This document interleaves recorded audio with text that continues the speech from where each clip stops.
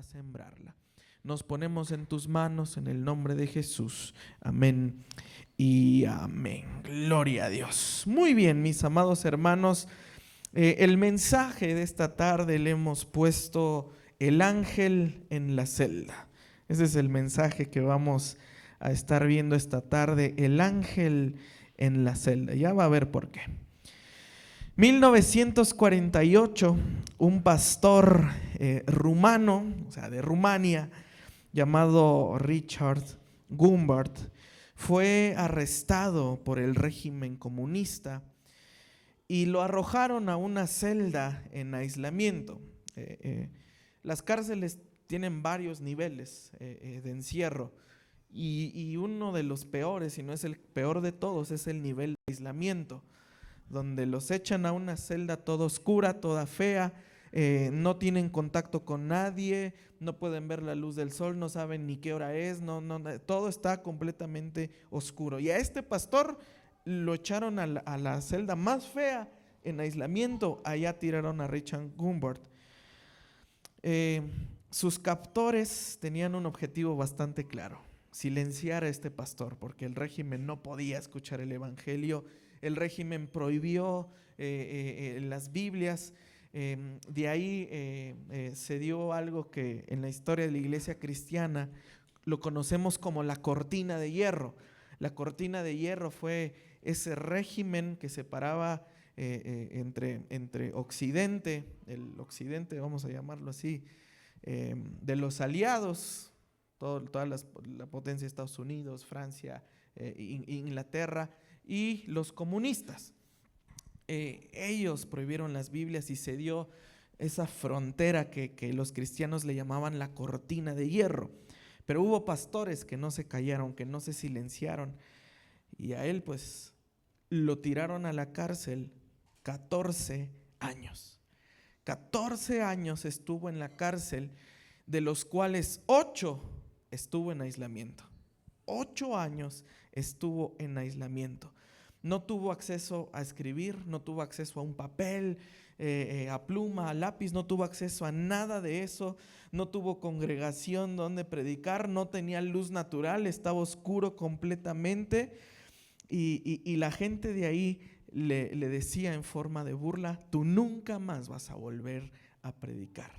Pero lo que Gumbart hizo en esos 8 años, en esa celda en obscuridad absoluta, era que en su mente componía y memorizaba sermones completos. De lo que sabía de toda la escritura, él en su mente empezó a decir: voy a hacer un sermón de esto, voy a hablar un mensaje de esto. Muchos de ellos, platica él, que los recitaba en voz baja, estaba predicando él en voz baja, recitándolos como un acto de fe y de adoración. Al salir de la prisión, cuenta que los pudo repetir de memoria, y esos sermones se convirtieron en un libro llamado Torturado por Cristo, ¿no? Donde la cárcel se convirtió en el púlpito más poderoso de su ministerio. El régimen que pretendía silenciar la palabra la amplificó. Wow, qué historia tan más impresionante, ¿no? Esa es una de las historias más impresionantes. Y algo así, algo parecido empezó a suceder aquí en Hechos capítulo 12. No lo ha perdido, ¿verdad?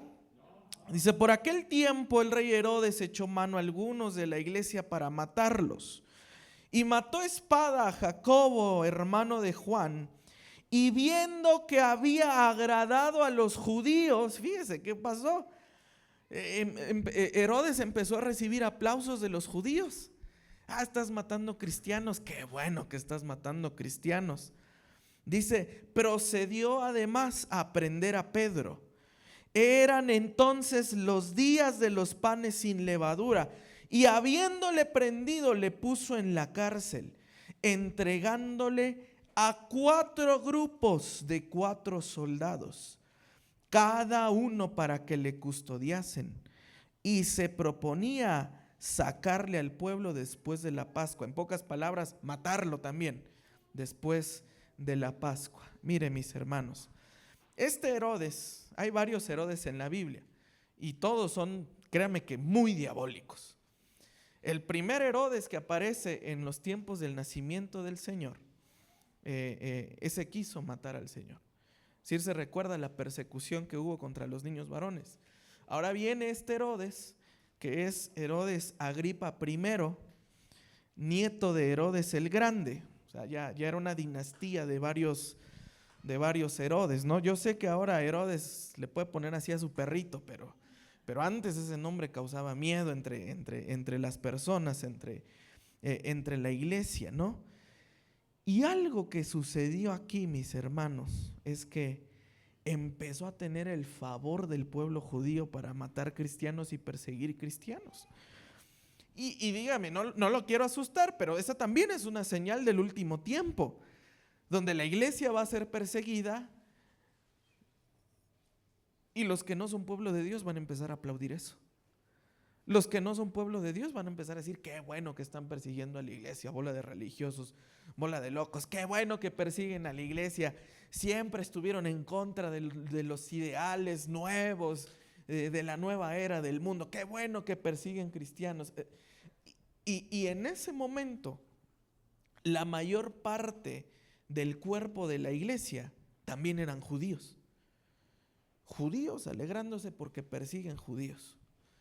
Y también sucede que en la iglesia cristianos se alegran porque persiguen cristianos. Ah, qué bueno, yo sabía que era un pecador, eso es señal de que ya le cayó el juicio de Dios. ¿Verdad que sí? Vamos a ser honestos, ¿verdad que sí? Ay, sí, qué bueno, ese ministerio ya le tocaba. Bola de herejes, bola de pecadores. Y a veces nos convertimos, mis hermanos, en Herodes. Y fíjese lo que hizo Herodes. Mató a uno de los líderes de la iglesia. Empezó desde abajo. Esteban, como el primer mártir, lleno del poder del Espíritu Santo, y empezó con ellos. Saulo también empezó persiguiendo otros cristianos, y Herodes dijo: esta vez me agarro un apóstol, esta vez me agarro una cabeza de la iglesia. Y los judíos que dijeron: qué bueno que se los agarró. Mire, la escritura dice que la bendición viene de la cabeza, ¿verdad que sí?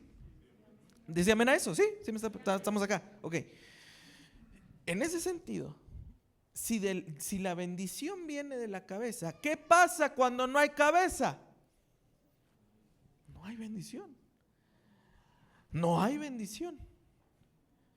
Si usted, como padre, sacerdote de su familia, sacerdote de su casa, yo sé que hay algunas mamitas que le voy a dar la razón. El inútil de su marido nunca tomó el lugar que le tocaba. ¿Verdad que sí?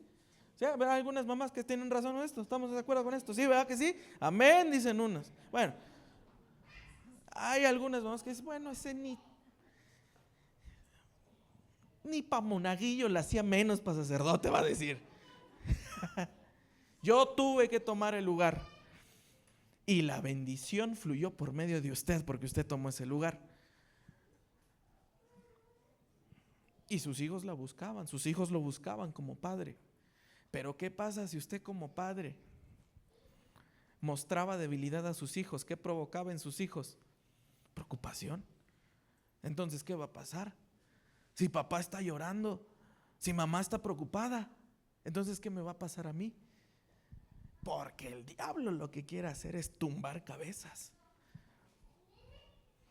Así es que si usted es padre, madre, sacerdote de su casa, de una vez le voy adelantando que el diablo lo quiere tumbar a usted para frenar la bendición y que no caiga sobre sus hijos. Y yo creo que muchos de los que estamos aquí me pueden confirmar eso, que han recibido ataques del enemigo para que la bendición no vuelva a fluir. ¿Verdad que sí? ¿Sí? Yo sé que es un poco difícil este tema, pero pasa. Y agarran a Pedro. Y también lo meten a la cárcel con cadenas dobles, con varios soldados ahí, diciendo: este tampoco se me va a escapar. Este tampoco se me escapa. Vamos a ver si sí es cierto que este tiene las llaves del reino. Vamos a ver si sí es cierto que este era el cercano a Jesús. Vamos a ver si sí es cierto que este se convirtieron 3,000 y luego 5,000. Vamos a ver si sí es cierto este. Y se agarró a uno de los más fuertes. La cárcel lo mete a lo peor de todo, mis hermanos. Pero ¿sabe algo? Muchos de nosotros nos hemos sentido en la cárcel, ¿va que sí? Levanta su mano, va que sí, nos hemos sentido en la cárcel muchas veces. Pero ¿sabe algo? A veces la cárcel es el escenario donde Dios va a manifestar su gloria sobre usted, ¿verdad que sí? Eso también puede pasar.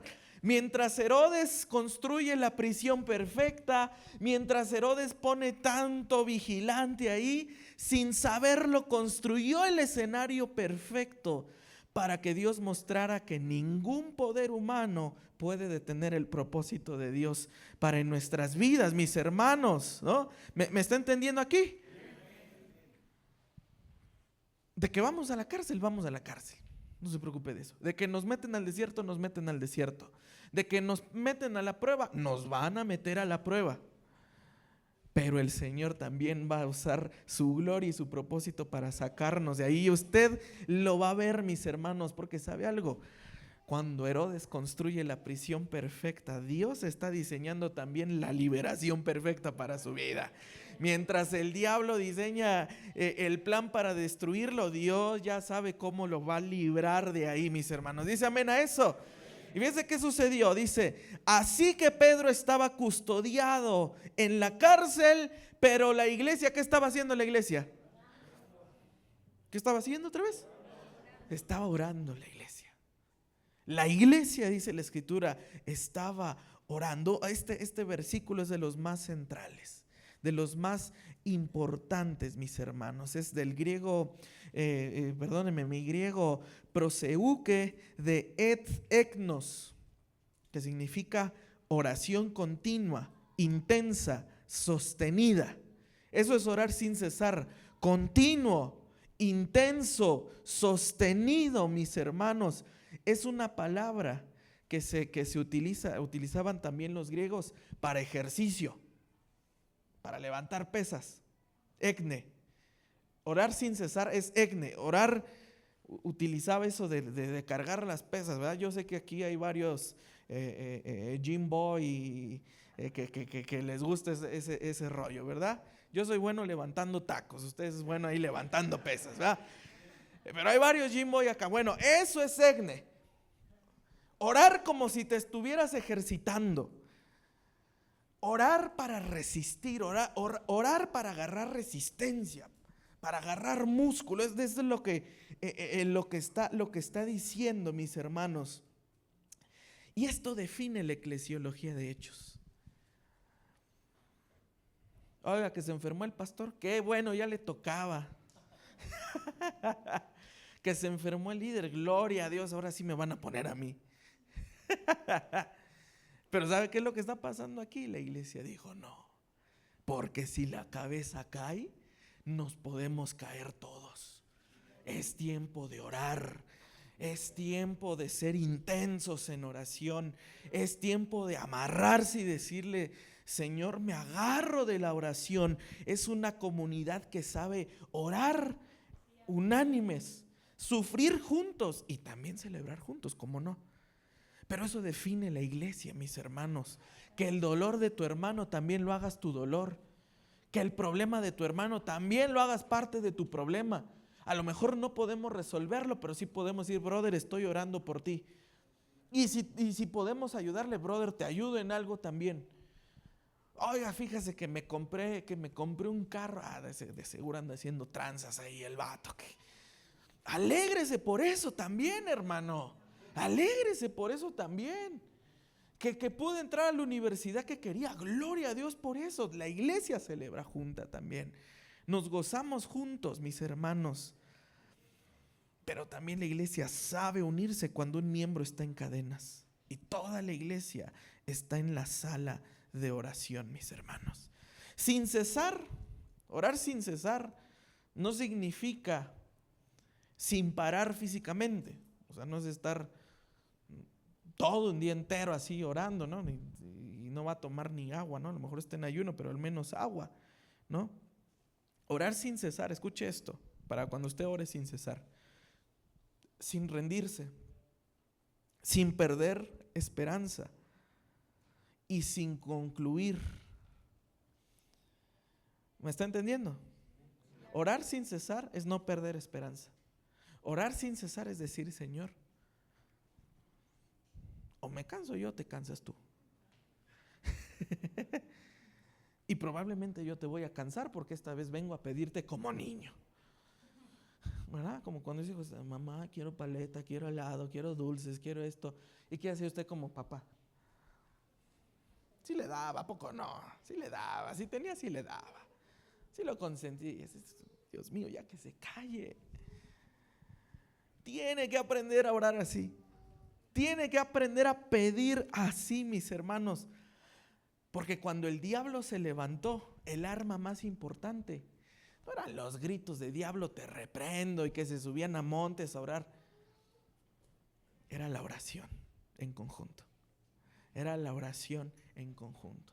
Antes de querer echar el aceite, el vino, tocar el cuerno de chivo, el shofar y todo eso, póngase a orar.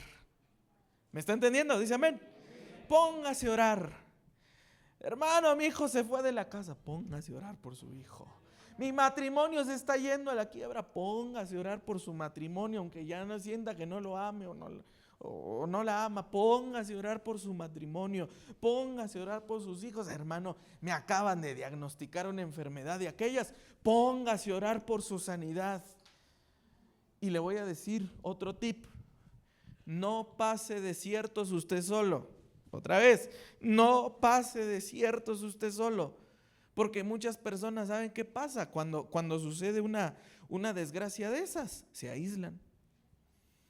Se aíslan. No, yo lo voy a pasar solo, yo lo puedo gestionar solo. No, ya puedo solo. Y hermano, ¿cómo está? ¿Y cómo decimos todos? ¿Cómo estamos? Bien, brother, gracias a Dios. Vamos bien, bro, gracias a Dios, ¿no? Se le ven los fregadazos en la cara, todo lo que da, pero dice que está bien el brother. No pase desiertos usted solo. Para eso tiene iglesia, para eso tiene congregación, para eso tiene pastor, para eso tiene líderes, para eso tiene ancianos, para eso tiene hermanos que van a orar por usted. Es que los trapos se lavan en casa. Bueno, yo no veo que la Biblia diga eso, pero digo, si no lo quiere dar, no tengo tema. La Biblia dice que nos confesemos unos a los otros los pecados y que nos restauremos los unos a los otros en amor, con mansedumbre y en humildad. No sea que yo caiga en lo mismo que mi hermano. Gálatas 6:1, para que no piense que me lo estoy inventando. Y uno diría, pues ya se lo llevó Herodes y ya mató a uno, lo va a matar a él también. Si se murió de cáncer y ya le dio a él, pues ore para que no le duela, porque ya se va a morir también, ¿no? De eso mismo se murió el abuelito, yo me acuerdo, ya que de una vez se vaya preparando porque también se va a morir de eso. Pero fíjese qué provocó la oración de la iglesia. Sigamos, en los versos 6 en adelante. Y cuando Herodes le iba a sacar, o sea, a matar, aquella misma noche estaba Pedro durmiendo entre dos soldados. Ni podía dormir en paz este hombre. Se dormía con gente que lo estaba cuidando, sujeto con 2 cadenas. Y los guardas delante de la puerta custodiaban la cárcel. Y he aquí se presentó el ángel del Señor, y una luz resplandeció en la celda, y tocando a Pedro en el costado le despertó, diciendo: levántate pronto. Diga conmigo: y las cadenas se cayeron. Hay un salmo tan impresionante que dice: y a sus ángeles mandará cerca de ti para que te guarden. ¿Alguien puede creer esta palabra esta noche? El auxilio angélico es para la iglesia. El auxilio angélico es para la iglesia. Ya nos predicaron de los ángeles, ¿verdad? Buenísima la enseñanza. Los ángeles están a nuestro servicio. Los ángeles están para cuidarnos. Hermano, tengo miedo, ¿qué pasa? Dígale, Señor, manda tu ángel, Señor. Manda tu ángel, Señor. Dice que las cadenas se cayeron. Fíjese, algo tan impresionante de Pedro, que lo podemos aplicar de dos maneras. Le voy a dar las dos aplicaciones, fíjese, le voy a dar dos aplicaciones teológicas por la misma ofrenda. Esto no pasa. Una es, pues ya me voy a morir, hermano, ya que ya me dejo caer, me tiro a la cama, ya me dijeron, me voy a morir, va a pasar esto, ya, ¿qué le muevo? Ya, ¿qué le hago? Ya me duermo, brother, ya, me tiro. Y en el momento cuando tú ya das todo por perdido, el ángel del Señor se te aparece a levantarte. El ángel del Señor se aparece a tirar todas tus cadenas, mi hermano. ¿Me está entendiendo esto? El que te vayas a acostar desesperanzado no significa que ese va a ser el final. El que te vayas a acostar sin esperanza diciendo, mañana ya no amanezco. Hay una luz más resplandeciente que el sol que pueda alumbrar toda tu noche y decirte, levántate una vez más. ¿Alguien puede creer esto hoy? Levántese una vez más, brother. No tengas miedo de eso. ¿Podemos caer en la resignación? Sí. ¿Podemos caer en la desesperanza? Sí. Pero cuando nuestras fuerzas se terminan, es cuando entran las fuerzas del Señor para con nuestra vida. Dice amén a eso. Dice, ¿qué sucedió? Y ahorita le doy la siguiente aplicación. Y le dice el ángel, cíñete y átate las sandalias. Y lo hizo así. Y le dijo, envuélvete en tu manto y sígueme.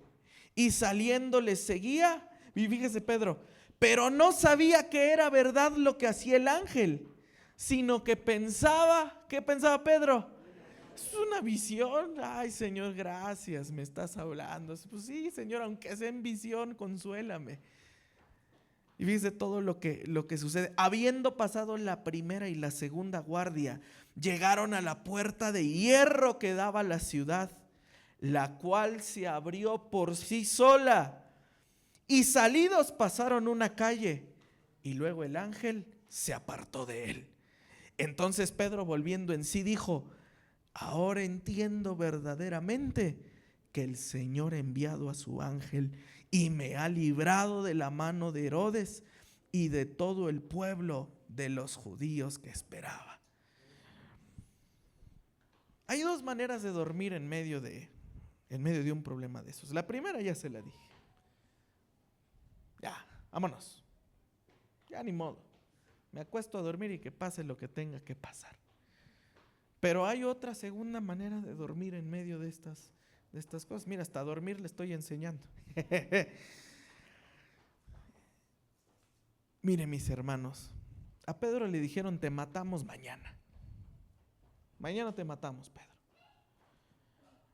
Y tuvo la capacidad de dormir. No tuvo insomnio, no tuvo terror, no tuvo negación angustiada. Duerme con tal profundidad que cuando llega el ángel lo tiene que despertar.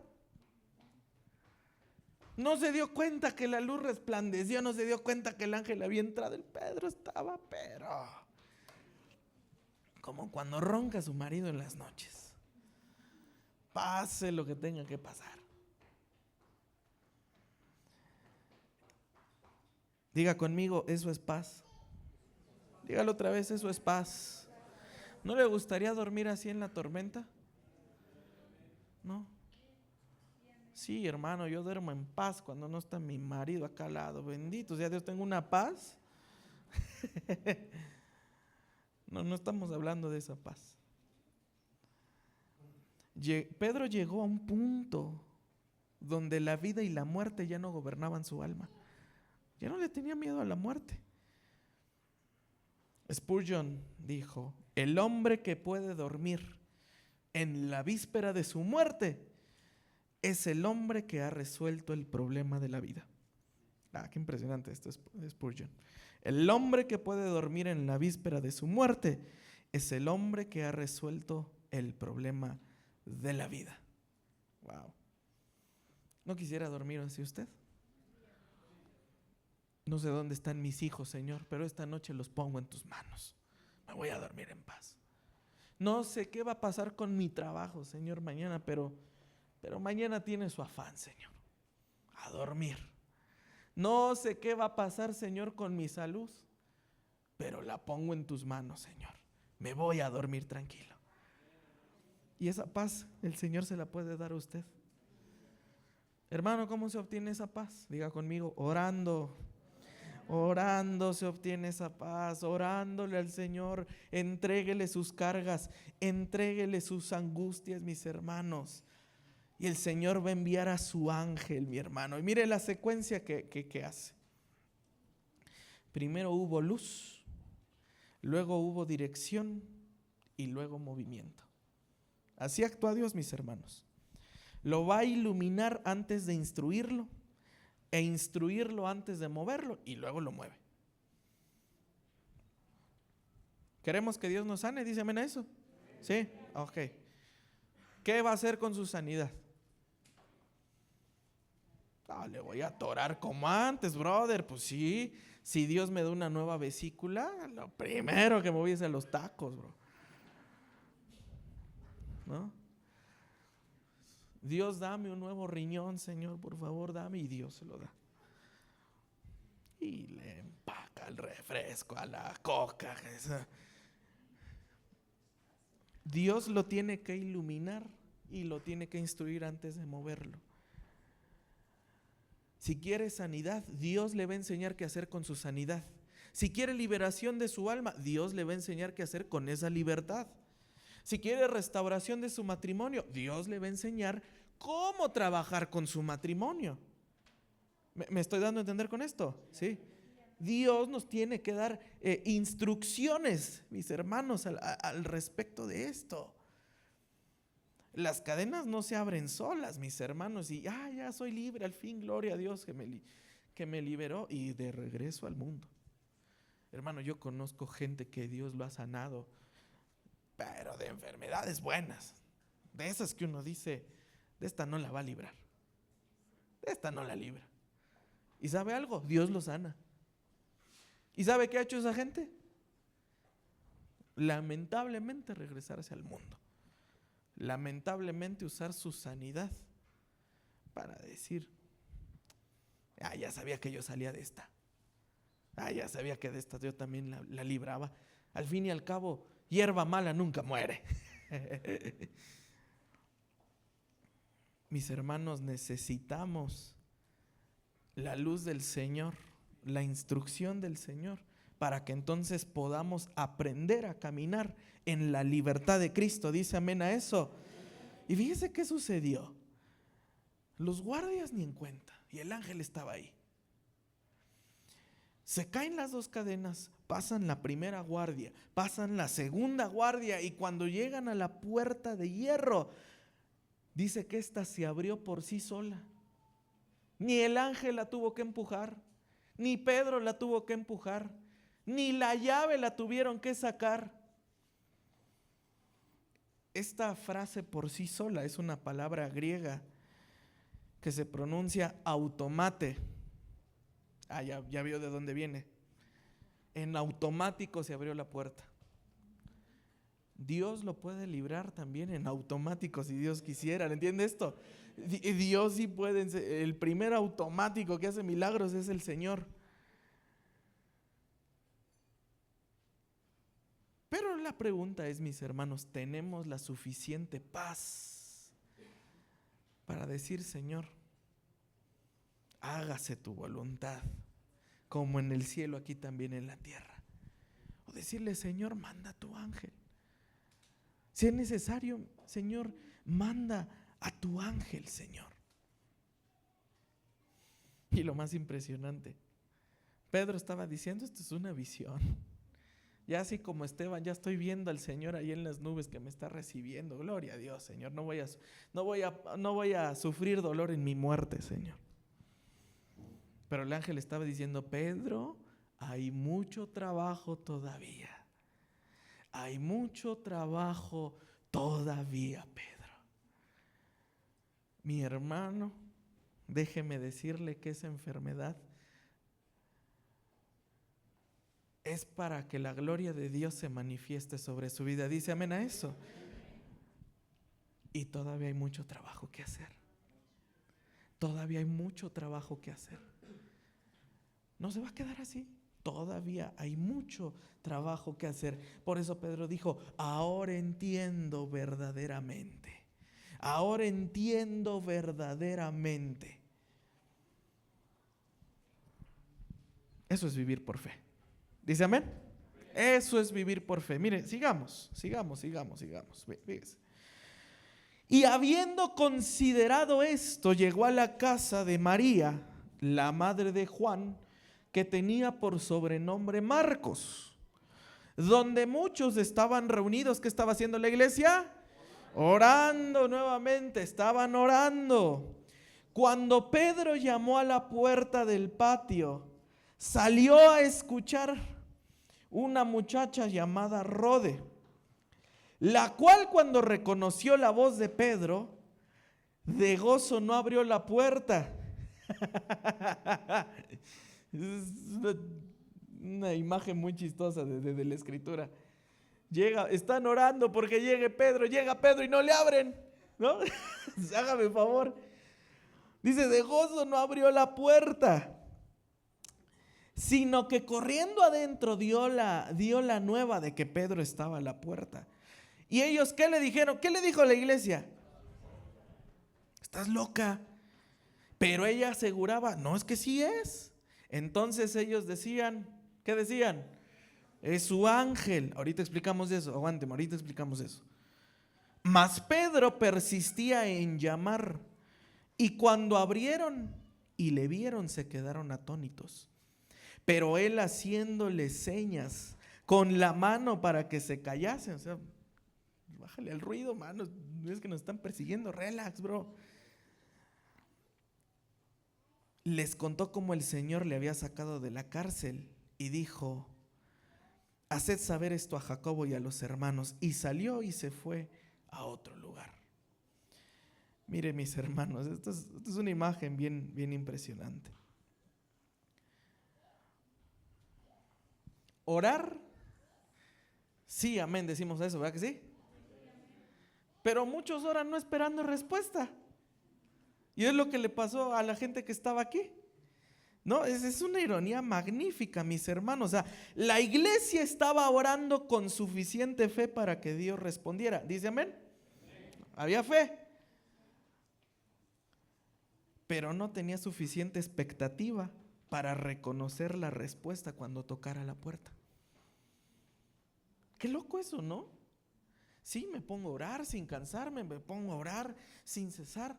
Pero cuando la respuesta llega a la puerta, ¿cómo crees? Eso no pasa, bro. ¿Cómo crees? Tu marido está afuera ahí con unas flores y unos mariachis ahí adentro. ¿Cómo crees, brother? No, eso no pasa. ¿No? Ese viejo nomás llegaba con nopales y eso para hacerlos para él.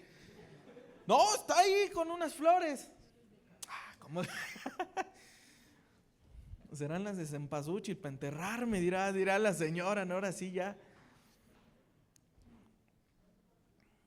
Su hijo está a las puertas de su casa esperando que lo reciba con un abrazo.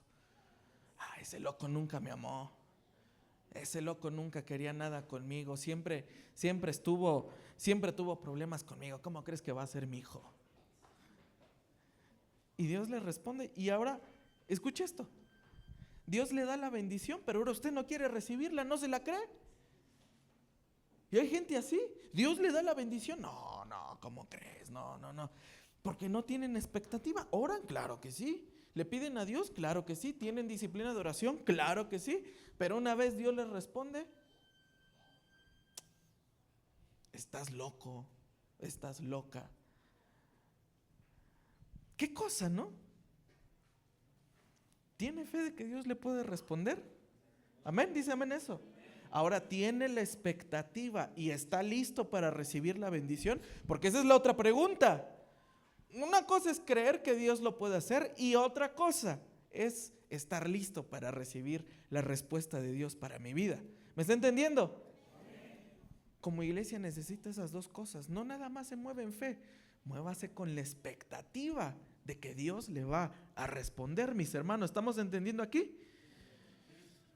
Y fíjense, Rode pasó como en la resurrección de Jesús. Todos los apóstoles huyendo. Bola de cobardes, y aún así son apóstoles, hágame favor, ¿no? Ojalá y Pedro me deje entrar, pero es por lo que acabo de decir. Y el Señor se le aparece a mujeres. Pedro es sacado de la cárcel y fue un apóstol el que recibió a Pedro. ¿Verdad que no? Rode, al igual y ella ni estaba orando, ¿no?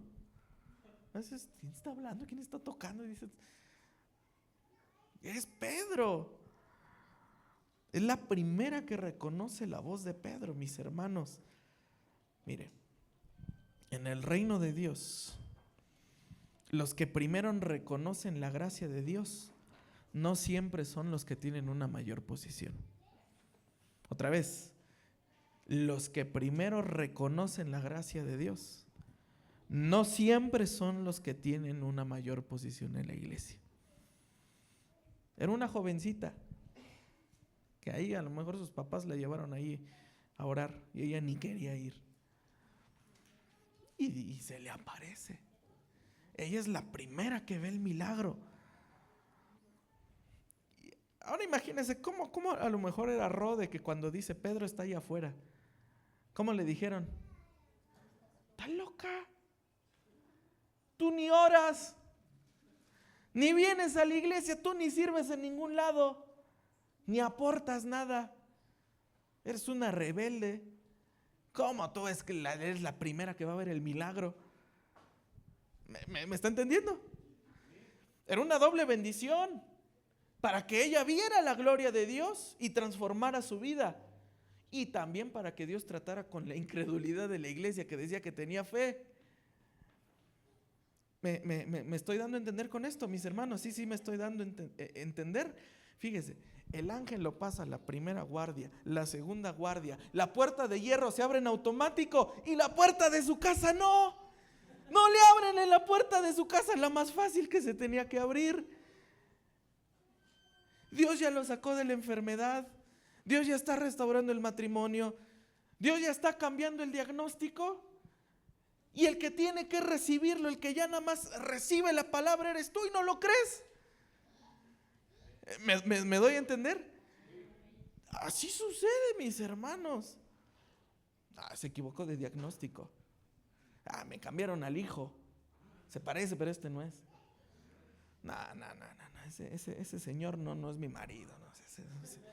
Se aparece, pero no. Porque Dios ya está haciendo el milagro, pero uno no está listo para recibirlo, mis hermanos. Aprenda a recibir la bendición de Dios. No nada más la pida. Prepare su corazón para recibirla. ¿Dice amén? Sigamos. Fíjense qué sucedió. Luego que fue el día, hubo no poco alboroto. O sea, hubo gritos y euforia. Dice, entre los soldados sobre qué había sido de Pedro. Mas Herodes, habiéndole buscado sin hallarle, después de interrogar a los guardias, ordenó llevarlos a la muerte. O sea, los mandó a matar. Después descendió de Judea a Cesarea y se quedó allí. Y Herodes estaba enojado contra los de Tiro y Sidón. Pero ellos vinieron de acuerdo ante él y sobornando Blasto, que era camarero mayor del rey, pedían paz, porque su territorio era abastecido por el rey. Y un día señalado, Herodes, vestido de ropas reales, se sentó en el tribunal y les arengó. Y el pueblo aclamaba gritando, voz de Dios y no de hombre. Y al momento el ángel del Señor le hirió, por cuanto no dio la gloria a Dios. Y expiró comido de gusanos. pero la palabra de Dios crecía y se multiplicaba. Y Bernabé y Saulo, cumplido su servicio, regresaron de Jerusalén, y llevando también consigo a Juan, el que tenía por sobrenombre, ¿cómo? Marcos. Marcos, el del Evangelio, dicho sea de paso. Sí, o sea, Juan Marcos era el que escribió el Evangelio. Mire, mis hermanos, cuando Dios hace un milagro en su vida, hay gente que no se va a alegrar. Hay gente que le va a causar entriparse, nudo de tripas, no sé cómo decirle, exprimida de bilis. ¿Cómo es que se está? Nah, no es cierto. Ese siempre dice que se va a levantar y siempre se cae. No es cierto. Óiganme a mí porque yo soy la voz de Dios. ¿Cómo que se va a levantar? Y hay gente que no tiene la capacidad, hermano, que le cause envidia que a usted le vaya bien, que le cause envidia de que usted reciba bendición de Dios, que le cause envidia, mis hermanos, que usted reciba la gracia de Dios. ¿Y sabe algo? Esa gente se empieza a engrandecer. Se empieza a engrandecer. Lo suben a su tabique. ¿Y sabe lo que hace Herodes? Denme la gloria a mí. Porque yo sí sé cambiar. Porque yo sí tengo fuerza de voluntad. ¿No conoce de esos? No. Y si no conoce uno es porque usted es uno de esos. Háblenme a mí, díganme a mí. Y cuando esa gente se gloría, hay que tener cuidado con eso. Cuando está usted buscando el protagonismo, cuando gente de esas está buscando la gloria, créame que si hay gente que lo va a seguir. Créame que si hay gente que le va a dar el no, sí, amén. Tú, voz de profeta, no voz de hombre. Voz de Dios, no voz de hombre. Y cuando esa gente empieza a recibir la gloria, el mismo ángel que puede sacar de prisiones a hijos de Dios es el mismo ángel que mata orgullosos. Y yo sé que esto no nos gusta, pero la misma mano que hace milagros es la misma mano que puede matar pecadores. Es la misma mano que puede aplastar hombres y mujeres que se enorgullecen por lo que son. Porque la gloria de Dios no se comparte con nadie. Porque la gloria es de Dios, no de los hombres. Es que yo predico bien, es que yo profetizo bien, es que yo ministro bien. Tenga cuidado de eso. No vaya a ser que el ángel del Señor lo vaya a herir. Es que sin mí la palabra no sigue expandiéndose. Después de que Herodes murió, más adelante dice, y la palabra del Señor seguía expandiéndose y multiplicándose. Si nos morimos, la palabra sigue. Si nos morimos, la vida sigue. ¿Me está entendiendo?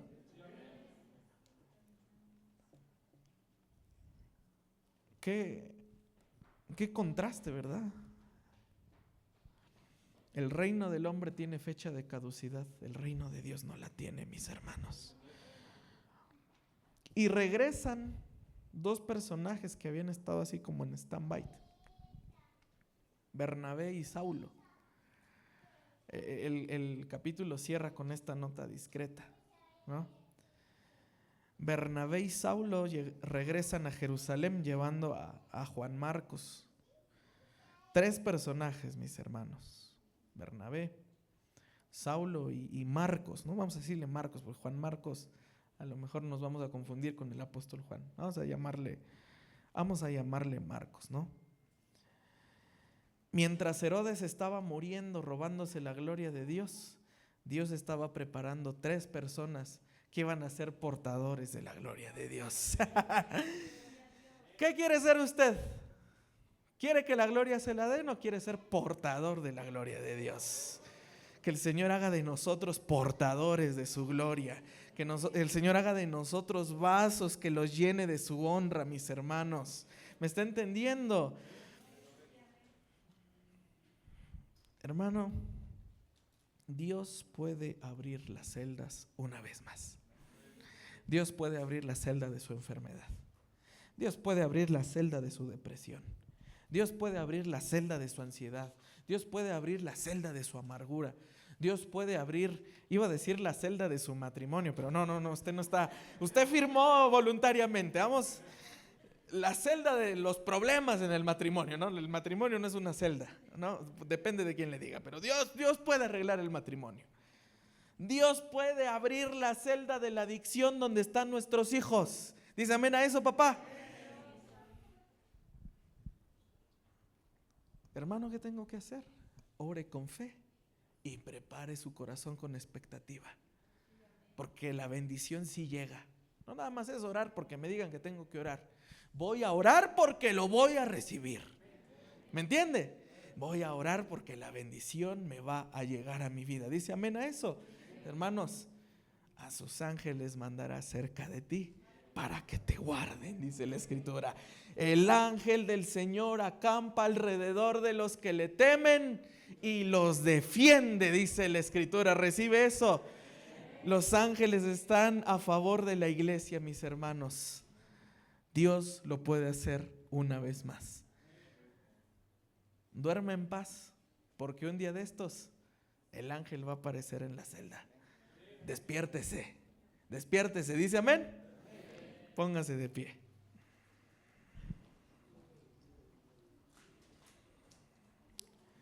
Póngase de pie, amado hermano, vamos a orar.